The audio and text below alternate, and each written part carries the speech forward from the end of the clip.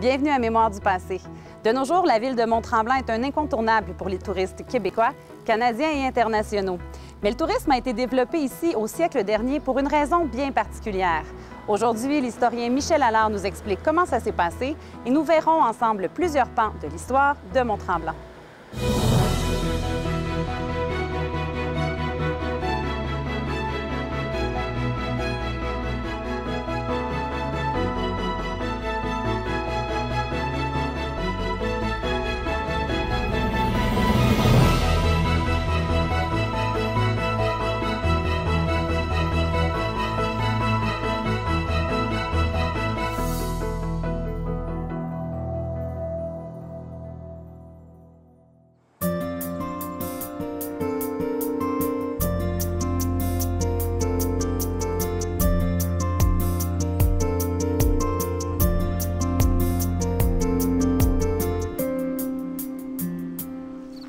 Content de vous retrouver, Michel.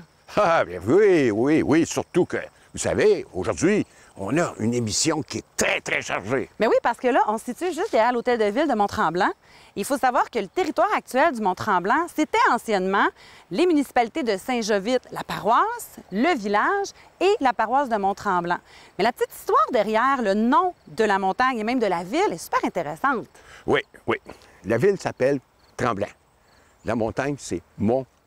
Mais c'est Manitunga-Soutana. Ça, c'était les Amérindiens qui C'est ça. C'est comme ça qu'on l'avait. C'était en algonquin. Bon. Or, pourquoi? Ceux-là qui font du ski, qui vont en montagne l'été, savent qu'il y a presque toujours du vent. Or, les Amérindiens, eux autres, ils disaient « Oh, à tremble, cette montagne-là. Là. » Non seulement à tremble, mais pourquoi qu'à tremble-t-elle? Parce que c'est la montagne des esprits, dont le grand Manitou. Et quand nous, on ne respecte pas les lois de la nature, ils se fâchent. Et là, ça tremble encore plus. Or, c'est pour ça que ça s'appelle la montagne tremblante, Manitunga-Soutana. Et juste à côté de nous, c'est la rivière du Diable. Et son nom, à elle aussi, c'est intéressant. Oui, ici, elle a l'air tranquille. Elle a l'air tranquille, la rivière est presque tranquille aujourd'hui. Bon, il y a trois définitions qu'on donnait. D'abord, pour les Autochtones, eux disaient que la rivière du Diable, elle est pleine, beaucoup de rapides, etc. Donc, c'est parce que quand les esprits se fâchent, bien, la rivière aussi, elle se fâche. Les pionniers, ils disaient, ben non, elle est sinueuse, c'est comme la queue d'un diable. Puis, ceux qui étaient les draveurs disaient, c'est la diable de rivière, parce qu'il y avait des rapides, puis c'était difficile à naviguer à travers cette rivière-là. Donc, ce serait ces trois explications-là pour nommer la rivière du Diable. Voilà. Laquelle on croit, on le sait pas. Bon, celle que vous voulez. Et là, si on se situe dans le temps, je crois que c'est en l'an 1870, une fois qu'on a réussi à faire un chemin, bon, pas facile à traverser, mais quand même entre Sainte-Agathe et ce qui est aujourd'hui Saint-Faustin, donc la Repousse, le curé Labelle se serait situé à Saint-Faustin, puis là aurait aperçu une belle grande plaine qui aurait même comparé à leur belle seigneurie. Vous avez raison, c'est ce que le curé Labelle a dit, mais ce qu'il faut aussi y rajouter, c'est que les frères Hamilton, la compagnie de bois avait coupé le bois. Donc, pas de bois. Deuxièmement, il y avait eu un incendie. Un incendie qui avait rasé ce qui pouvait rester. Par conséquent, ça apparaissait comme une très belle grande plaine. Et le nom qu'on en avait donné à cet endroit-là, le Grand Brûlé. Avec raison. Voilà. Et ça appartenait donc au canton d'Arundel à l'époque. Oui, c'est le canton d'Arundel. Mais le curé Labelle, il veut emmener du monde. Au début, il y avait de la misère, parce que les gens étaient obligés de traverser la fameuse repousse qu'on trouve, le chemin que vous avez parlé tout à l'heure. Ils hésitaient. Mais finalement, il y en a qui ont commencé à venir. Et là, dans les années 74-75, on a nommé l'abbé Ouimet comme curé. Alors, l'abbé Ouimet, c'est une institution dans l'histoire de Saint-Jovite, en particulier. Alors, l'abbé Ouimet, lui, écoutez, ici, ça s'appelle le Grand Brûlé. Et il est responsable de ce qui est aujourd'hui Saint-Faustin. Mais qui s'appelait à l'époque, ça s'appelait la Repousse. Fait que lui, c'est pas des noms pour beaucoup d'églises, ça, hein? On ne dit pas à l'église, la Repousse, c'est le Grand Brûlé. Alors, il a baptisé Saint-Faustin et Saint-Jovite. Ce sont deux saints, deux frères, qui ont été martyrisés en Italie au début du 1er siècle ou du 2e siècle parce qu'ils étaient devenus chrétiens. Mais ça n'a aucun lien, mais ça avait quand même drôle. La rivière du Diable et la montagne Tremblante et Saint-Jovite et Saint-Faustin. Bon. Par contre, le curé Ouimet, il a continué. Il n'a pas arrêté là. D'abord, il ne voulait pas que des enfants aillent à l'école protestante qui était près de la ferme Hamilton. D'abord, il a fondé une commission scolaire. Après ça, il a participé à la fondation d'une municipalité qui était la municipalité des cantons de Salaberry. Donc, il y a eu une municipalité. Et là, tranquillement, on a pu s'installer ici autour. Et il y avait une particularité. C'est devenu un territoire agricole. Pourquoi? Parce que en plus de la rivière, il y avait deux ruisseaux. Le ruisseau clair et le ruisseau noir. Alors, ces deux ruisseaux permettaient quoi? Permettaient d'abord d'avoir des moulins à farine. Il pouvait avoir aussi des moulins à bois. Et puis, un peu plus tard, on a pu produire de l'électricité.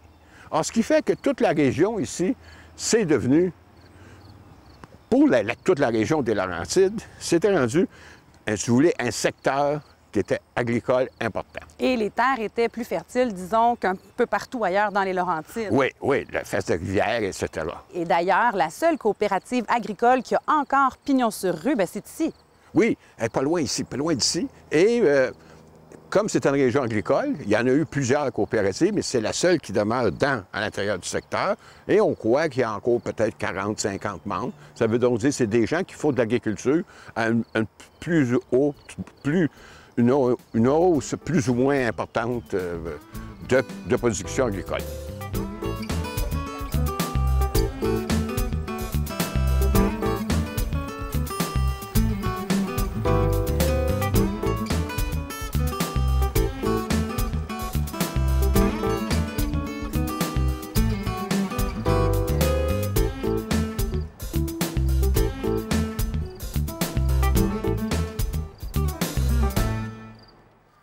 Michel, le 26 octobre 1893, c'est une journée importante dans les annales du village ici parce que c'était la journée d'inauguration officielle du trajet de chemin de fer jusqu'à la chute aux Iroquois, qui est aujourd'hui la municipalité de Labelle. Et la gare, à ce moment-là, était juste ici, tout à côté, à l'intersection de l'actuel parc linéaire et de la rue Labelle. Pour la première fois, vous savez, il y avait des compagnies forestières.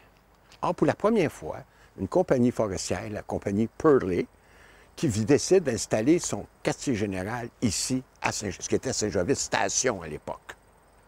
Parce que la plupart des compagnies avaient leur siège social à Hawkesbury. Bon, mais on veut amener les cadres. Et là, c'est un secret début, regardez, dans les Laurentides. Les cadres, il faut les loger. Fait qu'on on loge à côté de la gare. Et on commence à développer ici. On construit des maisons de style anglophone pour l'époque.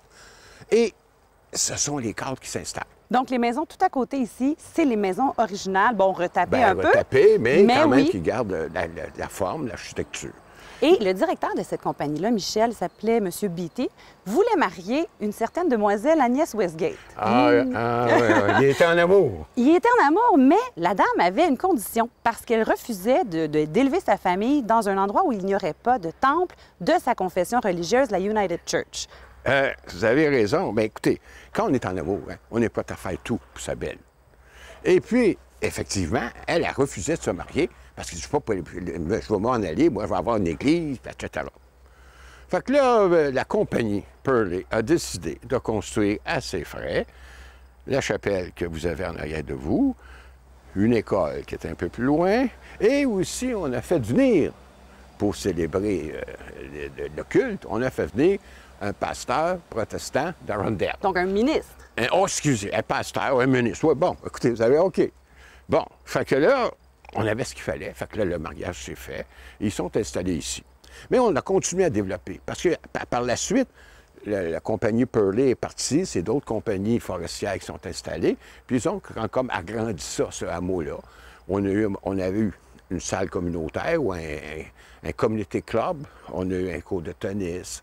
On a eu un magasin général, on a eu un bureau de poste. Donc, ça a formé un hameau. Parce que vous remarquez, on est assez loin du centre du village de Saint-Jovite. Et ça s'appelait Béthie-les-Pins. Béthé-des-Pins, Ouais. qui est aujourd'hui un hameau, il faut le rappeler, qui fait partie de l'inventaire du patrimoine culturel du Québec. Voilà, ce qui fait que c'est un secret les mieux gardé, mais quand on vient ici, on a l'impression de reculer un peu dans le temps, alors qu'on est à côté d'une rue très passante et d'une piste cyclable.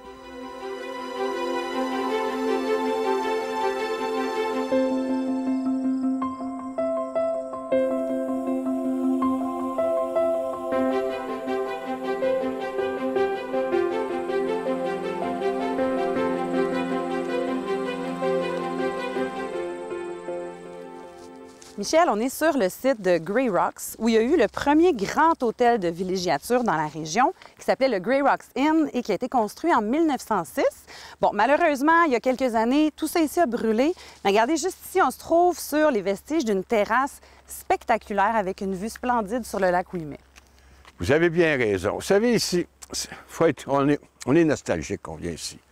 Parce que Grey Rocks, ça a été fondé par deux personnes, des Wheelers, qui s'en viennent ici, qui pensent faire leur affaire, si vous voulez, avec le commerce du bois. Bon, ils viennent ici, mais ça ne marche pas.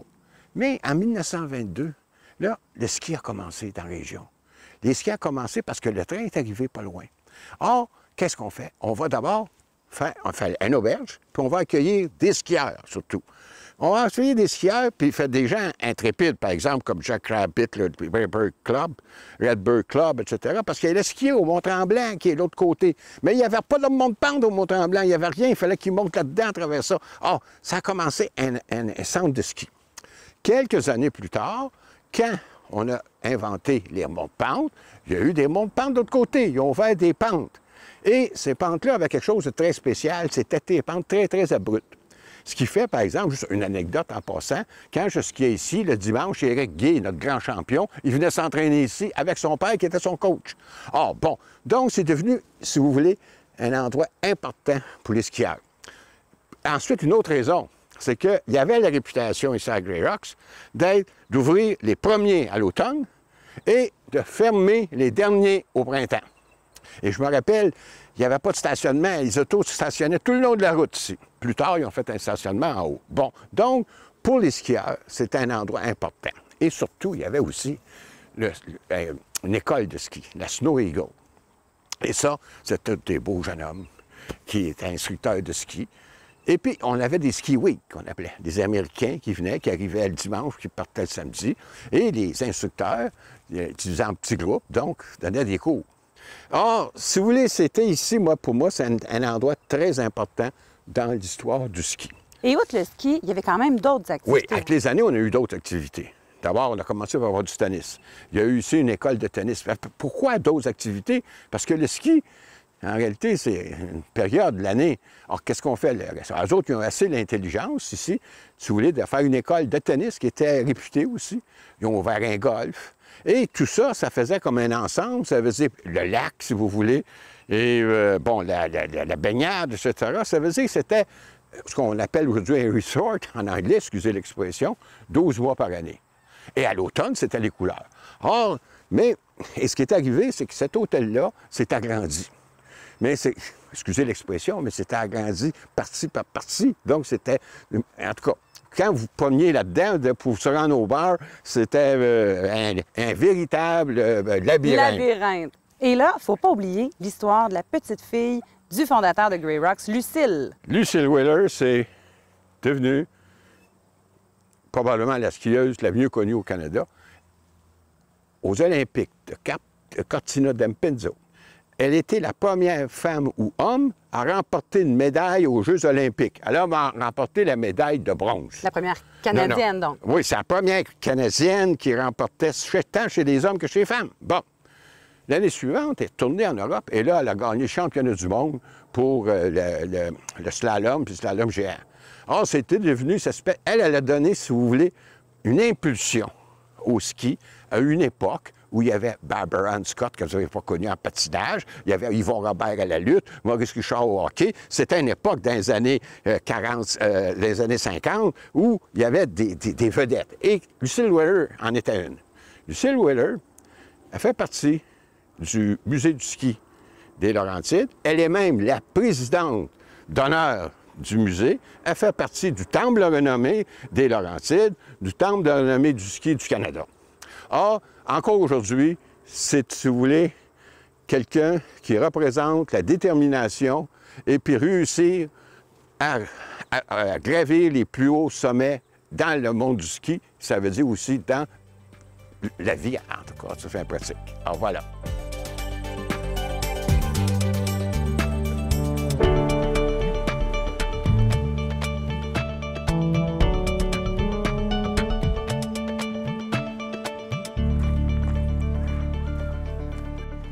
Michel, on est à la place de la Gare. C'est juste à côté du lac Mercier, qui a été nommé en l'honneur du premier ministre du Québec de l'époque, Honoré Mercier.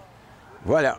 Et en même temps, Honoré Mercier, lui et son frère, il avait, semble-t-il, des terrains qui leur appartenaient. Bon, là, ici, là, si vous voulez, ce qui était au début des années 1870-1880, les premiers colons qui sont installés. Après ça, semble-t-il, ça s'appelait le lac Sem au début. Bon. Et après ça, bien, tranquillement, les compagnies forestières. Mais les compagnies forestières, ça a pris un boom quand le train est arrivé ici.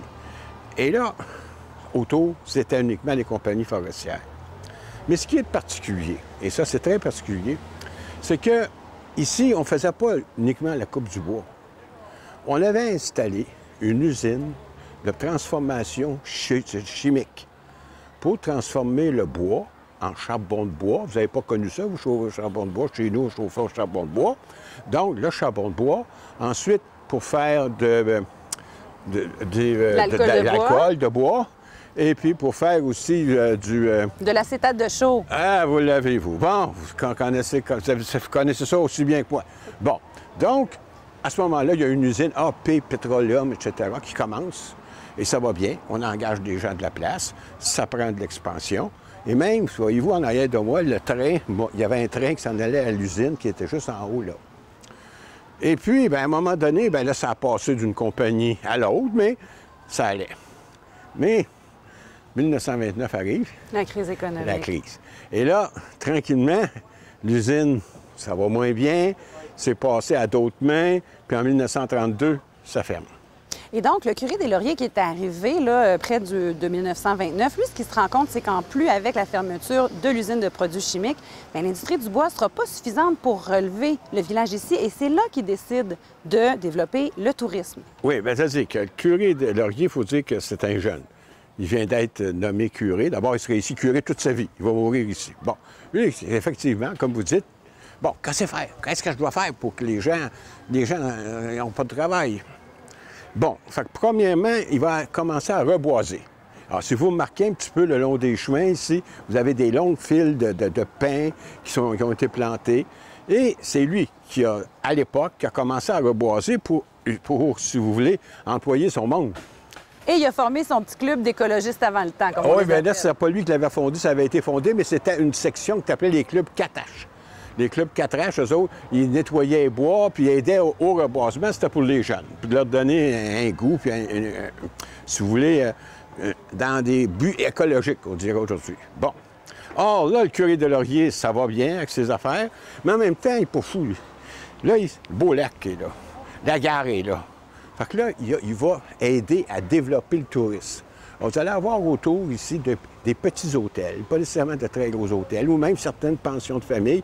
Et là, le tourisme va se développer tranquillement. Et avec le reboisement, ça va réussir non pas à reprendre la prospérité complète, mais, si vous voulez, à équilibrer les choses.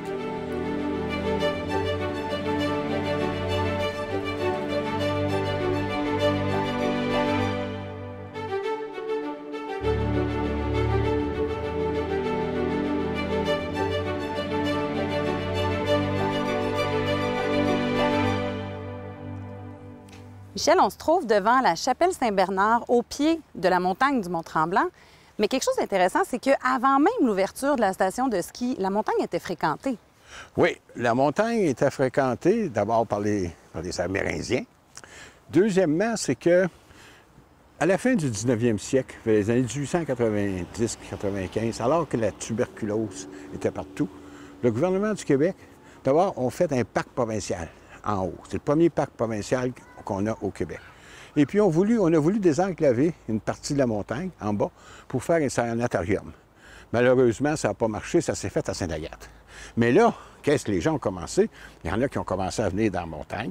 Il y a des gens comme Jack Rabbit, il y a des gens comme les Redbirds, donc qui allaient dans la montagne, mais il n'y avait rien, là. Il y a eu un club de ski Saint-Jovite qui a été fondé, qui ont commencé à faire des semblants de pistes, etc. Mais la meilleure, je vais vous la raconter. Ici, il y a une piste qui s'appelle la Kandahar.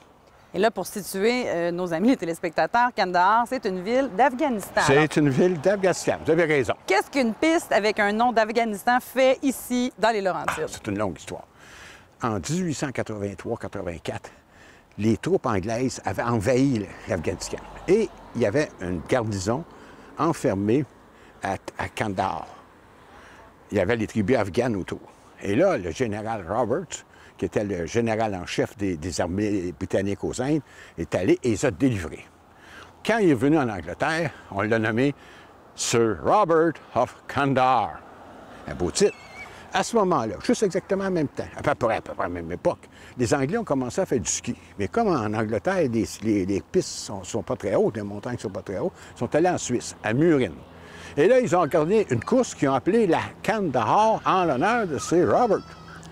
Mais les organisateurs là-bas, ils étaient amis avec Percy Douglas, qui était, lui, le président de l'Association canadienne de ski. Ils leur ont dit, organisez donc une course Kandahar au Canada. Il a dit oui. Ah, il dit, on va l'organiser en Tremblant. Alors, on est parti de Montréal en train, on a arrêté à la Petite Gare, on s'est envenu ici, on a couché, puis le lendemain, on a monté. Mais imaginez-vous, là, c'est juste une piste pour aller à un tour à feu qui est en haut. Où est maintenant le restaurant de Manitou? Et là, on part. Il y en a qui sont obligés de mettre des pots de forte pour pouvoir monter. Il y en a d'autres qui mettent des foulards, puis ils arrivent en haut. Ça leur prend 2 heures et quelques. Et là, ils ont chaud comme des bons, mais il faut qu'ils descendent. Mais là, il n'y a pas de piste tracée. Là. Tu t'en vas dans le bois, c'est le premier qui arriverait ici. C'était le point d'arrivée. Fait que là, il y a eu toutes sortes d'affaires. Il y en a qui ont tombé, il y en a qui ont sauté par-dessus eux autres, il y en a qui sont ramassés dans les roches. Puis, finalement, celui qui a gagné, c'est un nommé Pagman. Il a gagné en 14 minutes. Imaginez-vous, entre 14 et 15 minutes. Le lendemain, il y avait slalom. Là, c'est un nommé Eddie Joss qui a gagné. Il a gagné le combiné. Or, comme il y avait encore une Kandahar en Europe, à Murin, ils ont envoyé Joss pour courir. Alors, Joss a commencé la piste. Mais dans ce temps-là, vous savez, c'est pas des poteaux, comme je dis, tu pars en haut, puis tu as un point en bas arrivé. Puis tout à coup, il y avait une cassure qu'on appelle, un pitch qu'on appelle en anglais. Lui, au lieu de zigzaguer, s'est assis sur ses skis, boum, il est descendu. Bon, il a fini le premier. Là, les Anglais ont dit, mais non, c'est pas le règlement, t'as pas le droit en ski. Ben non, mais en tout cas, finalement, Percy Douglas, qui est venu avec Joss, il dit, on a gagné la course. Mais quand on regarde aujourd'hui sur Internet, qui c'est qui a gagné la course? C'est pas Joss. Donc, si vous voulez, et depuis ce temps-là, on a une piste qui s'appelle la Kandahar. Et pendant longtemps, il y a eu une course ici qui s'appelait la Kandahar. Alors voilà la petite histoire. Quelle histoire d'un nom de piste. Michel, parlez-moi d'un millionnaire, Monsieur Joe. Attendez, avant de vous parler des millionnaires, il y a d'autres choses avant. Ça, c'est une course qui a été organisée. Puis après ça, en 1936, on a organisé la course Tachereau, en l'honneur du premier ministre du Québec. Et c'est la plus vieille course qui existe en Amérique du Nord. Elle existe encore. Aujourd'hui, c'est pour les jeunes élites, les jeunes de l'élite. Et aussi, attendez, il faut que je vous vois venir, vous pouvez me parler de qui? Joe Ryan. Ouais, attends. Tout le monde dit que Joe Ryan, c'était le premier. Non, non. Il y a un ami, Davis, c'est un brasseur de Montréal, qui vient ici, puis il veut faire une montagne de ski. Malheureusement, il n'y a personne pour l'aider, puis le gouvernement refuse, parce que pour faire de la montagne de ski, il faut désenclaver une partie de la montagne, le bas de la montagne. Fait que là, bien, le projet tombe à l'eau. Et c'est là qu'arrive en 36-37 Joe Ryan. Joe Ryan, il va rester au Grey Rocks. Puis avec Wheeler, ils vont monter, puis là, il va trouver tellement beau qu'il va dire, moi, je fais une montagne de ski. Mais là, le problème qu'il y avait, obtenir la permission. Oui, parce que c'était pas l'argent, c'était quand même un millionnaire américain. Oh, il y avait l'argent, il y avait ce qu'il fallait. Mais il fallait obtenir la permission du premier ministre Duplessis. Ça ne marchait pas, son affaire. Fait que là, il a rencontré le curé des Lauriers. Le curé des Lauriers, dont on a parlé déjà. Le curé des Lauriers, ils sont mis ensemble. Ils sont allés voir Duplessis ensemble. Et le curé des Lauriers, lui, il a défendu que ces gens avaient besoin de travail, ils ont besoin de travailler. Et là, tous les deux ensemble, Duplessis a dit oui, vous pouvez faire. Mais curé des Lauriers, pas fou. Il a dit à Ryan, OK, tu l'as, mais maintenant, tu vas engager prioritairement des gens de mon village.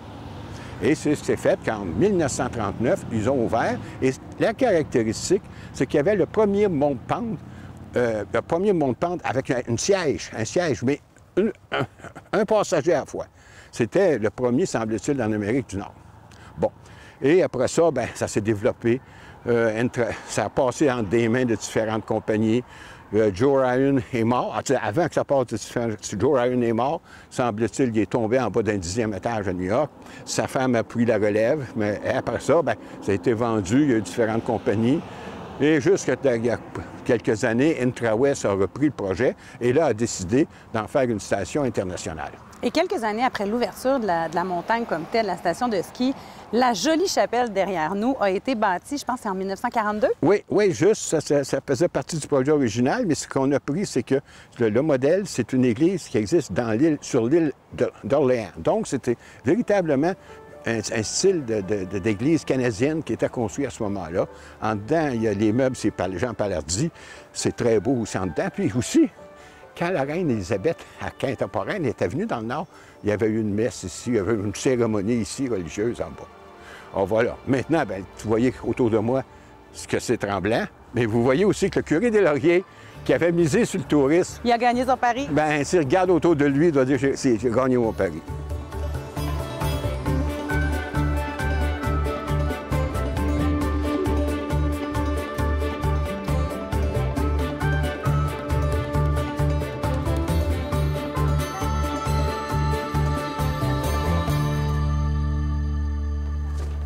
Michel, au bout du lac Tremblant, qui est juste devant nous, il y a la municipalité de Tremblant-Nord.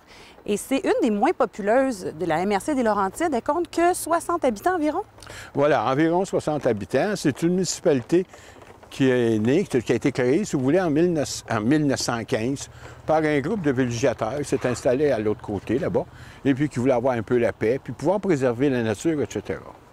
Mais ce qu'ils ne savent peut-être pas, c'est qu'il y a, dans une petite île, à l'autre bout, près de la rivière Cachée, il y a la tombe d'un descendant de Joe Commandant.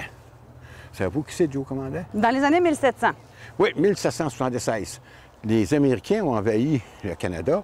Ils ont pris le fort des Cèdres. Et le fort des Cèdres contrôlait le commerce des fourrures parce qu'avec le Saint-Laurent puis le rivière des Outaouais. Et là, les Anglais, Capitaine Foster, décide de prendre un parti puis aller les déloger. Il n'y a pas assez de soldats. Il va au cas, il demande s'il y a des Amérindiens qui voudraient rejoindre. Oui, il y a des Iroquois et des Algonquins qui se joignent. Là, il arrive là. Hey, quand les Américains vont arriver, ouf, tout de suite, on bat les armes et ils prennent le fort. Mais là, le commandant Foster a nommé Wababo, qui était le chef des Algonquins, il l'a nommé Joe Commandant. Alors lui, il a changé son nom, comme les Amérindiens le faisaient souvent, et s'est appelé Joe Commandant. Et ses descendants ont continué le même nom, ce qui fait que le long de la rivière Rouge, vous avez un peu partout, que ce soit à La Belle, que ce soit à la Conception, que ce soit ici même à Saint-Jovite, vous avez des descendants de Joe Commandant, et semble-t-il, le dernier serait décédé au bout du lac Tremblant.